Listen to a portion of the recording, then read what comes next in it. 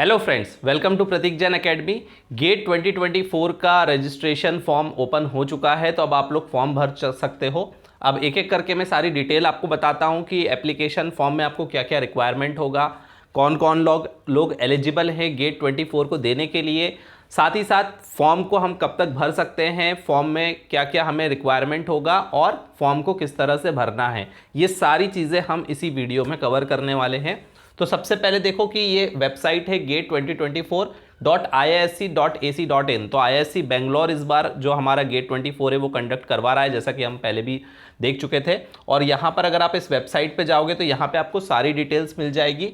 यहाँ पे आपको जो भी चीज़ें चाहिए, जैसे कि मान लो कि आपको प्रीवियस ईयर के गेट पेपर चाहिए है, टेस्ट सीरीज़ देखना है, तो वो यहाँ पे आपको टेस्ट पेपर्स मिल जाएंगे। टेस्ट सीरीज़ नहीं, टेस्ट पेपर जो है प्रीवियस ईयर के वो आपको मिल जाएंगे। ठीक है, डाउनलोड्स में जाकर आपको वो पेपर्स मिल जाएंगे। उसके बाद आपको एग्जामिनेशन सिटीज़, कौन कौन से सिटीज़ यहाँ पर हमारे पास है एग्ज़ाम देने के लिए सेंटर्स के लिए, वो सब यहाँ पे लिस्ट मिल जाएगी। एलिजिबिलिटी क्राइटेरिया, क्या क्या डॉक्यूमेंट लगेगा, एप्लीकेशन फ़ीस कितनी है, वो सब। तो एक एक करके मैं पहले ये सब बता देता हूँ। तो सबसे पहले हम एलिजिबिलिटी क्राइटेरिया पर अगर मैं जाऊँ, ठीक, तो एलिजिबिलिटी क्राइटेरिया को अगर मैं यहाँ पर स्क्रॉल करूँ तो यहाँ पर आप लोग देखेंगे 3 ईयर प्रोग्राम है ना। यहाँ पर आप डायरेक्ट यहाँ पर आप देख सकते हो कि 3 ईयर प्रोग्राम, या फिर जैसे कि BSc, BA और BCom। BCA एलिजिबल नहीं है। BSc, BA, BCom जो भी 3 ईयर प्रोग्राम है वो यहाँ पर एलिजिबल है, लेकिन एग्ज़ाम देने की हम बात कर रहे हैं। ठीक है, और उसके अलावा BTech वाले तो एलिजिबल ऑब्वियसली होते ही हैं। तो अगर आप BE BTech में हैं, ठीक है, जिसमें कि आपका 4 ईयर का प्रोग्राम होगा 12th के बाद में, या फिर आपका 3 ईयर का अगर आप BSc का है, डिप्लोमा है, तो वो जो भी 3rd ईयर में है, मतलब कि जिनका अभी 3rd ईयर चल रहा है, या फिर जो अभी फाइनल ईयर में जाने वाले हैं, या फिर जिनका अपना फाइनल ईयर कंप्लीट हो चुका है, वो सभी यहाँ पर एलिजिबल हैं। उसके बाद हम देखें तो यहाँ पर BArch वाले भी एलिजिबल हैं, BSc रिसर्च वाले भी एलिजिबल हैं, जिनका कि ऑलरेडी 3rd ईयर चल रहा होगा या फिर ऑलरेडी कंप्लीट हो गया होगा। ठीक है, तो ये सब पूरे एलिजिबिलिटी है। MCA और इक्विवेलेंट ये भी एलिजिबल है।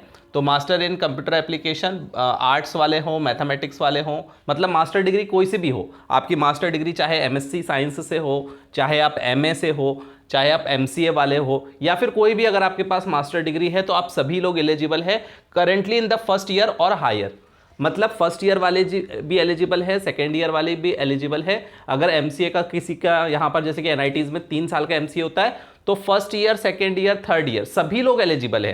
तो मास्टर डिग्री वालों के लिए सबसे अच्छा है कि मास्टर डिग्री में कोई भी साल में हो, अगर आप फर्स्ट ईयर में भी अगर हो, सेकेंड ईयर में हो, थर्ड ईयर में हो, सब लोग एलिजिबल हैं। ठीक है, उसके बाद यहाँ पर अगर हम देखें तो इंटीग्रेटेड MA वगैरह वाले एलिजिबल है। BSc जो कि ऑलरेडी 3rd ईयर में हो, BSc, BA या BCom वाले जो कि 3rd ईयर में है, या फिर जिनका 3rd ईयर कंप्लीट हो चुका है, वो एलिजिबल हैं। ठीक है, तो ये पूरी लिस्ट दी है। आपको कोई भी कन्फ्यूजन हो, आप यहाँ पर एक बार विजिट कर लो, तो यहाँ से आपको एलिजिबिलिटी मिल जाएगा। उसके बाद अगर आपको देखना है कि कौन कौन से डॉक्यूमेंट्स रिक्वायर्ड होंगे जब आपको फॉर्म फिल करना है, तो सबसे पहली बात तो आपके पास आधार कार्ड वगैरह सबसे मैंडेटरी है ना। आधार कार्ड से ही मेनली सारे फुलफिल हो जाएगा। तो आपकी सारी डिटेल्स आपके पास होनी चाहिए, कि आपका नाम, डेट ऑफ बर्थ, पेरेंट्स की डिटेल, वो सारी डिटेल्स आपके पास होने चाहिए। ठीक है, उसके बाद जो आपका पिन कोड कम्युनिकेशन के लिए होगा जहाँ पर भी आप रहते हो, तो ये सारी चीज़ें चाहिएगी। उसके बाद डॉक्यूमेंट जो आपको अपलोड करने हैं, जो डॉक्यूमेंट अपलोड करने हैं वो क्या है, एक तो आपको फोटोग्राफ अपना अपलोड करना रहेगा, रिजोल्यूशन उसमें दिया है, अभी मैं बताऊंगा वो रिजोल्यूशन का। उसके बाद आपको सिग्नेचर अपलोड करना रहेगा। अगर आप ST SC कैटेगरी से हैं तो आपको सर्टिफिकेट लगेगा, अगर आप OBC वाले हैं तो उनको सर्टिफिकेट लगेगा। उसके बाद PWD के लिए, डिसलेक्सिया, जो भी आपको सर्टिफिकेट लग रहा है वो लगेगा। आधार कार्ड आपका लगेगा, या फिर ड्राइविंग लाइसेंस होगा, वोटर ID, पैन कार्ड, कोई भी आपका ID प्रूफ होगा वो लगेगा। और जो ID आप यहाँ पे लगाओगे, photo ID, the photo ID must have the name, date of birth and the candidate unique ID number. This photo ID must be carried in the original to the examination hall for the verification. मतलब कि आप आधार card रखो तो सबसे best है। तो जो भी आप ID प्रूफ रखोगे उसमें आपका नाम भी होना चाहिए, date of birth properly mention होना चाहिए, उसमें आपकी यूनिक ID होनी चाहिए। और जो आप यहाँ पर अपलोड करोगे वो आपको एग्जामिनेशन सेंटर में भी ले जाना पड़ेगा, आपको दिखाने के लिए ओरिजिनल वाला। ऐसा नहीं कि आप फोटोकॉपी ले जाओ। तो जब आप एग्जाम देने जाओगे तो आपको अपना आधार कार्ड साथ में रखना है, ओरिजिनल वाला। ठीक है, तो ये सारी डिटेल्स हो गई जो हमको अपलोड करना है। उसके बाद अगर हम देखें तो एप्लीकेशन फॉर्म के क्या क्या चार्जेस हैं, फीस क्या है। तो देखो, अगर आप फीमेल हो, SC कैटेगरी हो या फिर PWD हो, कोई भी अगर हो आप, तो आपको 900 रुपये का फीस लगेगी। ठीक है, और पेनल्टी के साथ भी है 1400 रुपये। जैसे कि मान लो कि कोई 30 सितंबर इसकी लास्ट डेट है फिल करने की, अगर मान लो कि 30 सितंबर के बाद अगर कोई भरता है, मतलब 29 सितंबर लास्ट डेट है, अगर 30 सितंबर से 13 अक्टूबर के बीच में अगर कोई फॉर्म भरना चाहता है तो वो 1400 रुपये देकर 500 रुपये की दक्षिणा देकर अपना फॉर्म भर सकता है ना, 900 में 500 रुपये दक्षिणा। उसके बाद बाकी कोई भी कैंडिडेट हो, बाकी इसके अलावा कोई भी कैंडिडेट हो, फॉरेन कैंडिडेट भी हो, तो वो सब लोग 1800 रुपये में आपको फॉर्म भर सकते हो। ठीक है ना, तो मतलब अगर आप मेल कैंडिडेट हो या फिर अगर आपको कोई भी कैटेगरी नहीं लग रहा है तो आपको 1800 रुपये का फॉर्म 1800 रुपये का फॉर्म लगेगा 29 तारीख तक, 29 सितंबर तक। लेकिन अगर आप 29 सितंबर तक नहीं फॉर्म भर पाए, सो रहे थे, तो फिर उसके बाद आपको 13 अक्टूबर तक आपकी लास्ट डेट है, 500 रुपये की यहाँ पर भी दक्षिणा लगेगी और 2300 रुपये का फॉर्म होगा। तो यहाँ पर आप अपना फॉर्म इस तरीके से भर सकते हो। ठीक है, और उसके बाद भी मान लो कि आपने कोई डिटेल गलत डाली, तो अगर आपने कोई डिटेल गलत डाली तो फिर उसके लिए फिर से आपको यहाँ पर 4 नवंबर से लेकर 11 नवंबर तक फिर से फॉर्म एडिट करने के लिए ओपन होगा। वहाँ पर भी आप 500 रुपये दक्षिणा देकर अपना कोई भी डिटेल एडिट कर सकते हो। जैसे कि आपने नेम गलत भर दिया, 500 रुपये की दक्षिणा, डेट ऑफ बर्थ गलत दे दिया, 500 रुपये, और एग्जामिनेशन सेंटर चेंज करना है, पेपर्स चेंज, एग्जिस्टिंग पेपर को चेंज करना है, कोई भी आपको जो चीज़ें आपने जेंडर में कोई गलती कर दी है ना, उसमें भी लोग बाग कभी कंफ्यूज हो गए तो उसके लिए भी 500 रुपये। तो हर चीज़ के लिए यहाँ पे 500 रुपये करके सारी पेनल्टी के साथ में है, तो हर चीज़ की 500 रुपये दक्षिणा है। ठीक है, तो ये हमारा हो गया फीस के रिलेटेड डिटेल्स। उसके बाद अगर मान लो कि आपको प्रीवियस ईयर्स के पेपर्स देखने हैं किसी भी ब्रांच के, तो यहाँ पर आप अपनी यहाँ पर ईयर सिलेक्ट करो और अपना पेपर कोड सिलेक्ट करो। जैसे कि कंप्यूटर साइंस वालों के लिए CS कोड होगा यहाँ पर, तो आप अपने प्रीवियस ईयर के यहाँ पर पेपर्स भी डाउनलोड कर सकते हो। ठीक है ना, तो ये तो फॉर्म भरने की बात आ गई। अब हमें सबसे पहले फॉर्म भरना है तो क्या करना पड़ेगा, तो सबसे पहले आप इस पोर्टल पे जाओगे, वेबसाइट पे जाओगे और यहाँ पर आप सबसे पहले लॉगिन पे क्लिक करोगे। जैसे ही लॉगिन पे क्लिक करोगे तो आपका ये वाला पेज ओपन हो जाएगा। ठीक है, इस पेज में आपको क्या करना है कि सबसे पहले तो आपको नीचे जाना है और सबसे पहले रजिस्टर हियर करना है, क्योंकि आप लॉगिन करने से पहले आपको रजिस्ट्रेशन करना पड़ेगा। तो सबसे पहले आप रजिस्ट्रेशन पे जाओगे यहाँ पर, और जैसे कि मान लो कि यहाँ पर मैं रजिस्ट्रेशन कर लेता हूँ। ठीक है, तो कोई भी मैं एक रैंडमली आपको एक पूरा पेपर कैसे फिल करना है शॉर्ट में मैं बता देता हूँ। तो जैसे कि मैंने यहाँ पर अपना नाम दे दिया प्रतीक, और मिडिल नेम नहीं दिया, और यहाँ पे सरनेम में दे दिया जैन।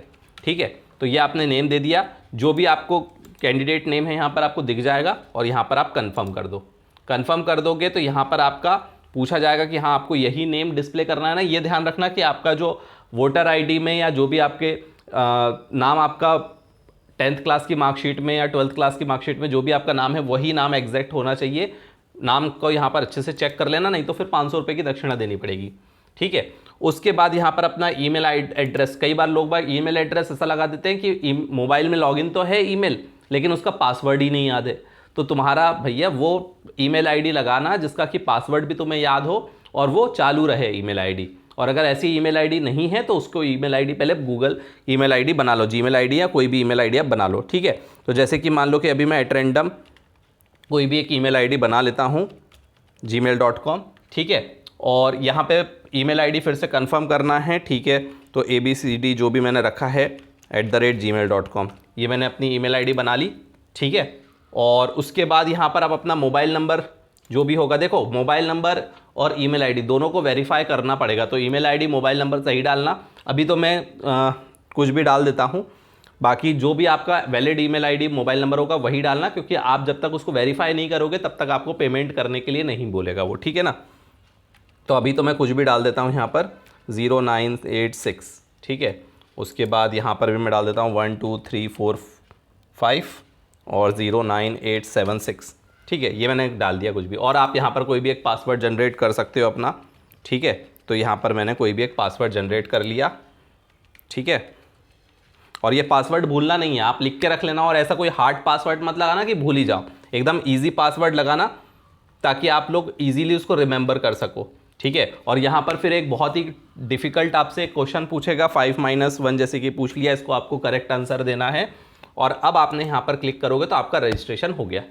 रजिस्ट्रेशन मतलब कि आपका एनरोलमेंट एक तरीके से हो गया, आपके लॉगिन ID जनरेट हो चुकी है। ठीक है, तो अब आपको ये जो SMS और ईमेल आईडी जो है आपको SMS के थ्रू और ये अपना वेरीफाई करना पड़ेगा, आपके ईमेल एड्रेस पर आ चुका होगा, ठीक है।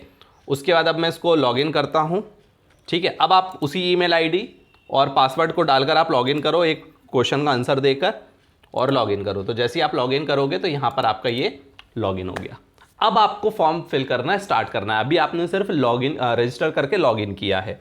अब आप यहाँ पर कंफर्म करोगे कि हाँ मुझे ये स्टार्ट फिल करना है।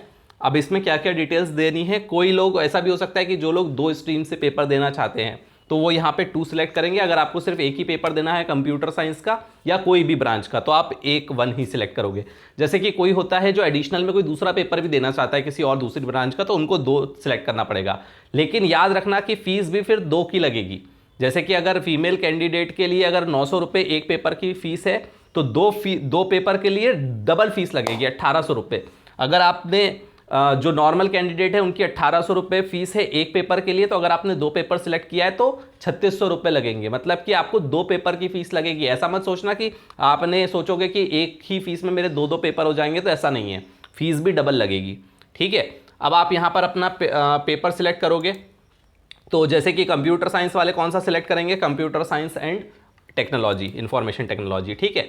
उसके बाद अब आपको 3 एग्जामिनेशन सेंटर सिलेक्ट करने हैं। 3 मतलब कि अगर पहले में प्रेफरेंस नहीं मिलता है तो दूसरा, इस तरह से आपको सिलेक्ट करना है।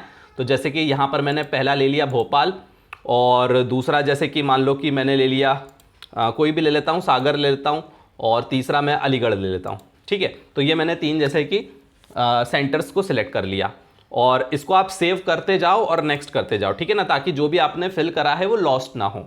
और उसके बाद में आपने नेक्स्ट करोगे। नेक्स्ट करने के बाद अब मैं ज़्यादा डिटेल्स नहीं भर रहा हूँ, आपको मैं समझाते जाता हूँ डायरेक्टली। तो यहाँ पर आप अपना अगर नेम अगर गलत कर दिया तो उसको आप एडिट कर सकते हो। एनरोलमेंट आईडी को नोट करके रख लो, ठीक है ना। वैसे तो ये आपके ईमेल पर सारी डिटेल्स आ जाएगी, लेकिन फिर भी आप अपना नोट करके ज़रूर रखो। आपका email ID, password, enrolment ID, जो जो चीज़ें हैं वो सब आपने अलग से नोट करके भी रखो अपने नोटपैड में, ठीक है। तो यहाँ पर आप अपना ईमेल आईडी आपको वेरीफाई करना पड़ेगा। ईमेल आईडी पे आपके मेल आ गया होगा, वहाँ से आप वेरीफाई करोगे, अपना मोबाइल नंबर वेरीफाई करोगे। उसके बाद अपना यहाँ पे आप डेट ऑफ बर्थ डाल दोगे, उसको कंफर्म करोगे, अपना जेंडर सिलेक्ट करोगे, नेशनलिटी इंडियन। उसके बाद आपकी जो भी कैटेगरी है, EWS है तो EWS का सर्टिफिकेट आपके पास होना चाहिए, तभी आप EWS सिलेक्ट करना, ठीक है। और यहाँ पर जो भी आपकी डिटेल्स है वो यहाँ पर फिल कर दो। वोटर आईडी में आप आधार कार्ड, जैसे कि आपने जो भी आईडी प्रूफ लगा रहे हो, ठीक है, तो आधार कार्ड लगा रहे हो या ड्राइविंग लाइसेंस, पासपोर्ट जो भी लगा रहे हो वो यहाँ पे सिलेक्ट करो। आपका टेरिटरी जो भी आता है, जैसे कि आपका MP, जैसे कि मेरा MP लगेगा तो यहाँ पर मैं MP सिलेक्ट कर लूँगा। आपकी वोटर आईडी का या आधार कार्ड का जो भी नंबर है वो यहाँ पे लिखोगे। पेरेंट्स की डिटेल फिल करोगे, तो जैसे कि आपने फादर की डिटेल फिल करी है तो यहाँ पे आप डिटेल में ड्रॉप डाउन में सिलेक्ट कर लोगे फादर। तो जो भी जिनके बारे में भी आप यहाँ पे गार्डियंस में लिखोगे वो यहाँ पर आपको सिलेक्ट करना पड़ेगा, ठीक है। उसके बाद अपना गार्डियन का भी आपको मोबाइल नंबर सिलेक्ट करना पड़ेगा। तो जैसे कि इंडिया के लिए +91 होता है, तो +91 लेकर आप अपना मोबाइल नंबर डाल दोगे पेरेंट्स का, ठीक है, और फिर ये नेक्स्ट कर दोगे। उसके बाद यहाँ पर आपको अपना पिन कोड डालना है, जहाँ पर आपका एडमिट कार्ड या रिजल्ट जिस एड्रेस पे आप चाह रहे हो कि आ जाए, ठीक है, तो वही पिन कोड आप यहाँ पे डालना जो आपको चाहिए कि हाँ आपका कम्युनिकेशन का एड्रेस यही रहेगा और ये चेंज नहीं होगा, तो वही एड्रेस यहाँ पे डालना। उसके बाद यहाँ पर आपने इंडिया कंट्री ले ली, ठीक है। उसके बाद अपना स्टेट रख दिया, पूरा एड्रेस लिख दिया 2-3 लाइन में, जो भी आपका टाउन है वो सारी डिटेल्स यहाँ पर एड्रेस फिल कर दिया। उसके बाद नेक्स्ट आपका देखो, अभी हमने exam, personal detail, address fill कर दिया। अब आपको डिग्री रिलेटेड अपनी डिटेल्स डालनी है। अब डिग्री रिलेटेड डिटेल्स में कई लोगों को कन्फ्यूजन होता है, बहुत ध्यान से सुनना, MCA वाले, BTech वाले स्पेशली, कि उनको क्या फिल करना है। तो यहाँ पर आपने कॉलेज का पिन कोड, जो भी आपका है कॉलेज, मतलब आपको यहाँ पे कॉलेज की डिटेल डालनी है, अपने घर का पिन कोड नहीं डालना है, आपको अपने कॉलेज की डिटेल डालनी है, ठीक है। तो कॉलेज का आपने पिन कोड डाल दिया। उसके बाद अपने यूनिवर्सिटी, जिस भी यूनिवर्सिटी से एफिलिएटेड है वो सबसे पहले तो कंट्री सिलेक्ट कर ली इंडिया, और उसके बाद अपना स्टेट सिलेक्ट कर लिया। जैसे कि मेरा MP है, मध्य प्रदेश है, तो मैं मध्य प्रदेश यहाँ पे सिलेक्ट कर लूँगा। अपना टाउन फिल कर दिया भोपाल। उसके बाद जो भी आपके इंस्टीट्यूट का आपको रोल नंबर जनरेट हुआ होगा वो रोल नंबर आप यहाँ पे लिखोगे। उसके बाद क्वालिफिकेशन डिग्री कौन सी, अब यहाँ पर ध्यान से देखो, जो BSc, MCA, MA ये सारे एलिजिबल हैं। देखो ये सब एलिजिबल है, BTech, BSc, BA, BCom, integrated MSc, MS वाले, अदर डिग्री, BSc एग्रीकल्चर, ये सब एलिजिबल है, ठीक है। तो अगर आप जैसे कि MCA हो तो MCA और MCA इक्विवेलेंट आपने ये सिलेक्ट कर लिया। यहाँ पर MCA सिलेक्ट करने के बाद अब ये क्वालिफिकेशन डिग्री मांगेगा। अब क्वालिफिकेशन डिग्री में कंप्यूटर साइंस एंड एप्लीकेशन, तो हम लोग जैसे कि MCA अगर है तो उसमें क्या होता है, मास्टर्स ऑफ कंप्यूटर एप्लीकेशन, तो कंप्यूटर एप्लीकेशन होता है, तो यहाँ पे आप कंप्यूटर एप्लीकेशन सिलेक्ट करोगे। ठीक है ना, क्या सिलेक्ट करोगे, कंप्यूटर एप्लीकेशन, क्योंकि मास्टर्स ऑफ कंप्यूटर एप्लीकेशन है ये। तो आप लोगों को क्या सिलेक्ट करना है, कंप्यूटर एप्लीकेशन। ठीक है, उसके बाद यहाँ पे हैव यू ग्रेजुएटेड, अगर आपने पास कर चुके हो तो आप यस लिखोगे। अगर आप पास नहीं किए हो, अभी आप अगर परसुइंग है अगर आपकी डिग्री, तो आप लिखोगे यहाँ पे नो। और फिर आप यहाँ पे सिलेक्ट करोगे कि आप कौन से ईयर में कंप्लीट होने वाली है आपकी डिग्री। आप 24 में कंप्लीट करने वाले हो, 25 में या 26 में। अगर आप फर्स्ट ईयर में हो तो ऑब्वियसली आपका 26 में कंप्लीट होगा। अगर आप सेकेंड ईयर में हो तो 25 में कंप्लीट होगा। डिपेंड करता है कि आपका 2 ईयर का प्रोग्राम है या 3 ईयर का प्रोग्राम है। ठीक है, तो उसके अकॉर्डिंग आप सिलेक्ट कर लोगे। जैसे कि मान लो कि मैं मान के चल रहा हूं कि मोस्टली MCA 2 ईयर वाला प्रोग्राम होगा आपका, तो आपका 25 में कंप्लीट होने वाला होगा। अगर 3 ईयर का प्रोग्राम होगा तो 26 में कंप्लीट होगा। First year, second year, final year सारे एलिजिबल है। ठीक है, उसके बाद आपके इंस्टीट्यूट का नाम यहाँ पे लिख दोगे, कॉलेज का नेम, मतलब यहाँ पे यूनिवर्सिटी है ना, किस यूनिवर्सिटी से एफिलिएटेड है वो यहाँ पे लिखोगे, और कॉलेज का नेम वो यहाँ पे भरने के बाद यहाँ पर नेक्स्ट करोगे। ठीक है, उसके बाद अब आप यहाँ पे आपको सारी डिटेल्स अपलोड करनी है। जैसे कि आपको अपना कलर्ड फोटोग्राफ अपलोड करना है, उसका पिक्सल रिजोल्यूशन 200x260 होना चाहिए। अब कई लोगों को जब आप फोटो क्लिक करोगे या फिर आपके पास जो स्कैन कॉपी होगी उसका अगर रिजोल्यूशन ये नहीं है, तो कई सारी ऑनलाइन वेबसाइट्स होती हैं जहाँ पे आप अपना रिजोल्यूशन डालोगे और वहाँ पे वो आपका उसी सेम रिजोल्यूशन का आपका जनरेट हो जाएगा। कई बार ऐसा होता है कि जब आपने जनरेट किया तो उसका जो MB है वो ज़्यादा है, तो आप उसको कंप्रेस भी कर सकते हो। तो आपका जो फोटो है वो 5 KB से 1 MB का होना चाहिए। तो आपको रिसाइज करने के लिए आपको ऑनलाइन वेबसाइट्स मिल जाएंगी और कंप्रेस करने के लिए भी आपको ऑनलाइन वेबसाइट्स मिल जाएगी। उनकी मदद से आप फोटो को अपलोड कर सकते हो एडिट करके। ठीक है, मतलब रिक्वायर्ड रिजोल्यूशन का और साइज़ को बना के। अगर इसमें कहीं पे प्रॉब्लम जाए तो मुझे बताना, मैं उसके लिए अलग सेपरेट वीडियो बना दूंगा। उसके बाद सिग्नेचर के लिए भी सेम वही है, आप सिग्नेचर अपना करोगे, उसको क्रॉप करोगे, उसका रिजोल्यूशन 580x180 का रखना है। ठीक है, और आपका जो साइज़ है वो 3 KB से लेकर 1 KB के बीच में उसका फाइल का साइज़ होना चाहिए। तो ये सारे आपको अपलोड करने हैं, और ये दोनों जो अपलोड करोगे ये आप JPG में अपलोड करोगे या PNG में। ठीक है ना, और उसके बाद आपको आधार कार्ड या वोटर ID, जो भी आपका ID प्रूफ है, उसको अपलोड करना है। ठीक है, उसका भी रिजोल्यूशन उसको आपको अपलोड करना है PDF फॉर्म में। ये दोनों जो अपलोड करना है, फोटोग्राफ और सिग्नेचर, ये आपको अपलोड करना है JPG इमेज फॉर्मेट में, और आधार कार्ड आपको अपलोड करना है PDF फॉर्मेट में। और PDF का भी जो साइज़ है वो 10 KB से 600 KB के बीच में होना चाहिए। अगर उसका ज़्यादा है तो आप उसको ऑनलाइन वेबसाइट से कंप्रेस कर सकते हो। ठीक है, और फिर आपसे एक ऐसे ही सवाल पूछा गया है कि आपको गेट के बारे में किसने बताया। ठीक है, तो आप वहाँ पर मेरा नाम लिख सकते हो कि प्रतीक जैन सर ने हमें बताया। ठीक है, उसके बाद आपने रिव्यू एंड सबमिट नहीं करना, पहले आप अपने एप्लीकेशन फॉर्म को व्यू करो। जैसे ही आप व्यू पे क्लिक करोगे तो जो भी आपने डिटेल फिल करी है वो सब आपको यहाँ पर दिख जाएगी। अगर आप कोई भी चेंजेस करना है तो इसको यहाँ पर आप एडिट अभी कर सकते हो। पेमेंट करने की जल्दी मत करना, अभी आपके पास सफिशिएंट टाइम है। पहले एप्लीकेशन को अच्छे से फिल कर लो, अच्छे से आराम से वेरीफाई करो, कुछ दिनों बाद पेमेंट करना। जल्दबाजी में नहीं करना कि आज ओपन हुआ है तो आज ही हम पेमेंट कर दें। आप फॉर्म फिल कर लो, आपके पास अभी टाइम है, लेकिन हाँ 29 तारीख से पहले, 29 सितंबर से पहले आप अपना पेमेंट कर लेना। एक हफ्ते पहले तो कम से कम कर ही लेना। ठीक है, आप यहाँ पे अपनी सारी डिटेल्स देख लो कि आपने जो पर्सनल डिटेल्स डाली है वो सही है कि नहीं, जो भी आपकी अपलोड करा है प्रॉपरली वो हुआ है कि नहीं, सारी चीज़ें आप यहाँ पर वेरीफाई कर लो अच्छे से। पूरा क्रॉस चेक जब कर लो, अच्छे से वेरीफाई करो, उसके बाद ही, जैसे कि अभी अपलोड नहीं हुआ है डॉक्यूमेंट, अगर अपलोड हो जाएगा तो प्रॉपरली फोटोज़ विजिबल है कि नहीं। कई बार क्या होता है कि हम लोग फॉर्म तो भर देते हैं लेकिन हमारी फोटो प्रॉपरली नहीं दिख रही है, सिग्नेचर प्रॉपरली नहीं दिख रहा है, तो वहाँ से फिर मेल आता है दोबारा से कि आपका प्रॉपरली फोटो अपलोड नहीं हुआ है, आपका प्रॉपरली सिग्नेचर अपलोड नहीं हुआ है। तो वो ना करने, आप अपना प्रॉपरली देखो कि यहाँ पर आपका फोटो जो है ना वो दिखना चाहिए प्रॉपरली। सिग्नेचर ऐसा नहीं कि इतना छोटा सा दिख रहा है, प्रॉपर सिग्नेचर दिखना चाहिए, प्रॉपर आपका फोटोग्राफ दिखना चाहिए। नहीं तो फिर आपका वहाँ से एप्लीकेशन फॉर्म रिजेक्ट भी हो सकता है, या फिर वहाँ से मेल आएगा कि आप अपना फोटोग्राफ और ईमेल आईडी, अपना सिग्नेचर सही से अपलोड करो, PDF सही से अपलोड करो। तो ये यहाँ पर आप लोग चेक कर लेना। अगर आपको कुछ लगता है कि एडिट करना है तो एडिट कर लेना, नहीं तो आप अपना सबमिट करने के लिए चले जाना। ठीक है, तो ये पूरा प्रोसेस है। इसमें आपको मोबाइल नंबर और वो वेरीफाई करना पड़ेगा, और नेक्स्ट स्टेप फिर आपकी पेमेंट किया जाएगी। जैसे ही आपका वेरीफाई ये सब हो जाएगा, मोबाइल नंबर और ईमेल आईडी जब वेरीफाई होगा उसके बाद आपका पेमेंट ओपन हो जाएगा। आप कोई सा भी पेमेंट गेटवे, आपका internet banking, debit card, credit card use करके पेमेंट करके सक्सेसफुल कर लेना। तो आई होप आपको ये समझ में आ गया होगा पूरा प्रोसेस। अगर आप लोगों में से अभी भी किसी को गेट की तैयारी अगर नहीं चालू करी है तो आप अभी स्टार्ट कर सकते हो। मेरा कॉन्टैक्ट नंबर आपको मैं नीचे दे दूंगा डिस्क्रिप्शन में, तो वहाँ से आप मुझे कांटेक्ट कर सकते हो। वेबसाइट भी है pratikjainacademy.com, वहाँ से भी आप बैच को ज्वाइन कर सकते हो। 2024 और 2025 दोनों के लिए बैच चल रहा है कंप्यूटर साइंस से रिलेटेड। तो अगर आपको गेट की तैयारी करनी है और अगर अभी भी आपने तैयारी स्टार्ट नहीं करी है तो अभी भी आप स्टार्ट कर लो। मैं ये नहीं कहूँगा कि आपके पास बहुत ज़्यादा टाइम है, लेकिन बहुत कम टाइम भी नहीं है। अगर आपका पहले से बैकग्राउंड थोड़ा बहुत है तो आप अपना स्टार्ट कर सकते हो। और अगर आपको नेक्स्ट ईयर भी पेपर देना है तो आप अभी से स्टार्ट करो, क्योंकि अगर आपको नेक्स्ट ईयर पेपर देना है और इस साल से आप तैयारी स्टार्ट करोगे तब आप प्रॉपरली अपनी तैयारी को कंप्लीट कर पाओगे। क्योंकि मैं मानता हूं कि अगर आप अच्छे से पढ़ाई कर रहे हो तो आपको कम से कम 2 से 3 बार उसको रिवाइज कर लेना चाहिए, तभी आपकी प्रॉपरली पढ़ाई हो पाएगी। तो अगर आपको कोई भी गाइडेंस चाहिए हो गेट से रिलेटेड या फिर कोई अदर फ्यूचर गाइडेंस भी चाहिए तो आप मुझसे कांटेक्ट कर सकते हैं। मिलते हैं नेक्स्ट वीडियो में। Till then, thank you very much.